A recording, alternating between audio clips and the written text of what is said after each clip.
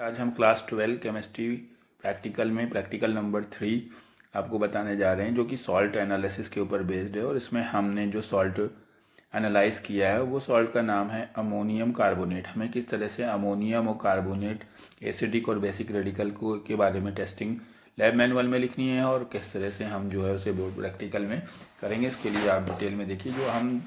जो लास्ट के 2 लेक्चर्स में आपको बताया कि कौन कौन से प्रैक्टिकल अमोनियम कार्बोनेट कि पहले हमने आपको अमोनियम क्लोराइड और अमोनियम सल्फेट के बारे में बता दिया था। अब हम चल रहे हैं आपको बताने के लिए कि अमोनियम कार्बोनेट कैसे लिखा जाएगा और उसमें क्या एम होगा, उसकी फिजिकल प्रॉपर्टीज़ क्या होंगी। तो सबसे पहले आपको जैसे मालूम है कि एम तो प्रैक्टिकल का वही रहेगा, to identify 1 basic and 1 acidic radical in the given inorganic salt. अब ये सॉल्ट की फिजिकल प्रॉपर्टीज़ क्या हो सकती हैं, इसकी फिजिकल प्रॉपर्टी हर सॉल्ट की अलग अलग होती है। तो उसकी फिजिकल प्रॉपर्टी के बारे में बताएं कि एक ये हार्ड सॉलिड है और काफ़ी स्ट्रॉन्ग है, क्रिस्टल होता है, वाइट कलर का सॉल्ट होता है, वाटर में सॉलेबल है, लेकिन इसमें बहुत एक स्ट्रॉन्ग स्मेल आ रही होती है, जिसे हम पंजेंट स्मेल बोलेंगे। तो अगर हम इसकी फिजिकल प्रॉपर्टी लिखेंगे तो हम जान पा रहे हैं कि ये वाइट क्रिस्टलाइन सॉलिड है, सॉलेबल इन वाटर है और हाईली पंजेंट स्मेल, ये इसकी फिजिकल प्रॉपर्टी। और ऑपरेटर्स के बारे में आपको बता ही चुके हैं कि लास्ट प्रैक्टिकल में भी जैसे लिखा गया वही ऑपरेटर्स आप यूटिलाइज करेंगे। ऑपरेटर्स यूज्ड में आप लिखेंगे test tube, boiling tube, holder, spirit lamp etcetera.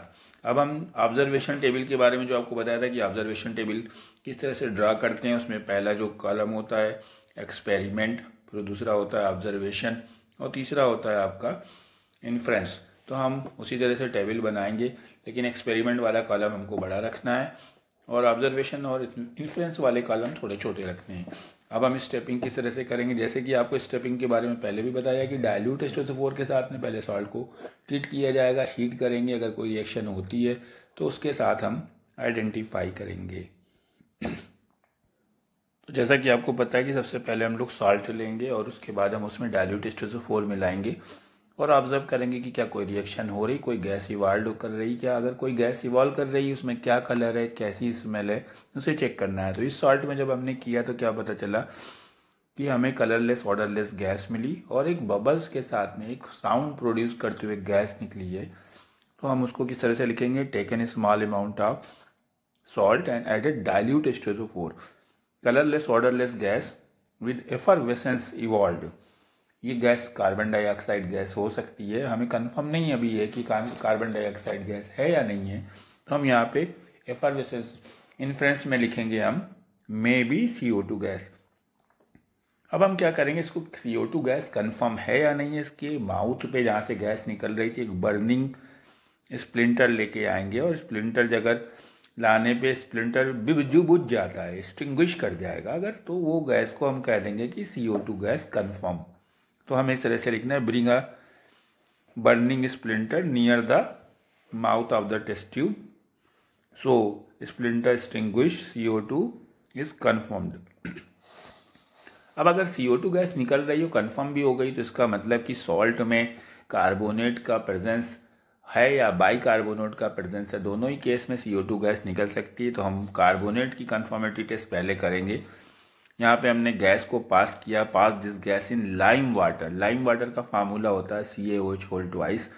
और अगर हम लाइम वाटर में पास कराएंगे और देखते हैं कि अगर लाइम वाटर मिल्की हो जाता है या वाइट हो जाता है, टर्न वाइट प्रेसिपिटेट आ जाता है, तो हमें क्या पता चल जाता है कि कार्बोनेट इज कन्फर्म्ड।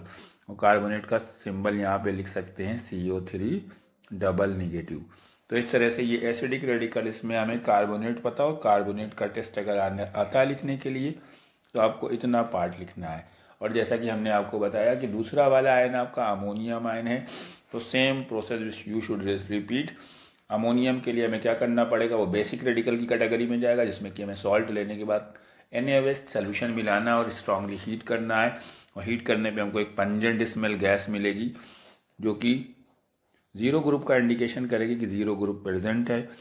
और अगर क्या कहते हैं वो गैस के बारे में जानना चाहते हैं तो गैस अमोनिया हो सकती है, लेकिन अमोनिया गैस को कंफर्म करने के लिए हम क्या करेंगे, एक डिप्ड रॉड लाएंगे HCl से dipped near the mouth of the test tube, तो हमें वहाँ पे फ्यूम्स उठते हुए दिखाई देंगे और वो गैस अमोनिया गैस कंफर्म होगी और फिर इस गैस के लिए अगर अमोनिया गैस निकल रही है तो डेफिनेटली कौन सा आयन प्रेजेंट होगा, अमोनियम आयन प्रेजेंट होगा।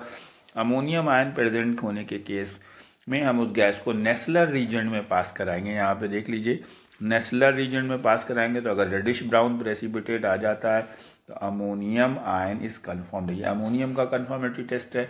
इस तरह से आपको पता चल गया है कि सॉल्ट में एसिडिक और बेसिक रेडिकल कौन कौन से हैं। आपको जैसे पता चला कि एसिडिक रेडिकल आपका क्या है, एसिडिक रेडिकल आपका आया है कार्बोनेट CO3 डबल नेगेटिव, और बेसिक रेडिकल आया है आपका अमोनियम NH4 पॉजिटिव।